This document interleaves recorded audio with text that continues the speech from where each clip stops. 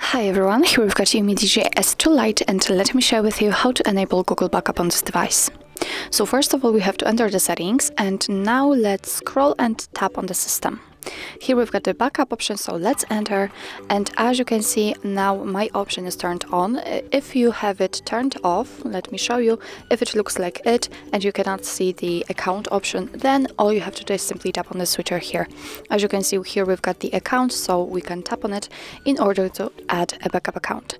Make sure that you're connected with a Wi-Fi or any other internet source.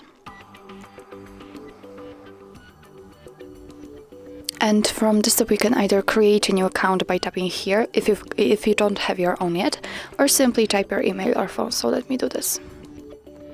Let's tap on next. Now we have to enter the password, so let me do this out of the screen.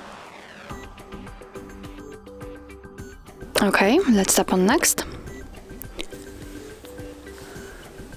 Here we've got some Google Terms of Service and Privacy Policy, so of course after tapping on it and choosing the one you'd like to check,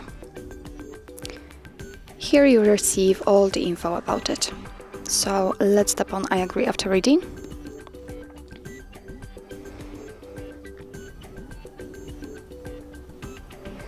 Here we've got the shortcut of backup and storage info, but later on it will be listed, so simply tap on accept. And as you can see, now your device is telling you what the backup includes, so it will back up apps and apps data, call history, contacts, device settings and text messages. So if you're ready, tap on OK. And as you can see here, we've got our newly added backup account. So from now on, all the content will be stored on your Google Drive. So actually that's all. This is how to enable Google Backup in your UMIDIGI S2 Lite. Thank you so much for watching. I hope that this video was helpful, and if it was, please hit the subscribe button and leave the thumbs up.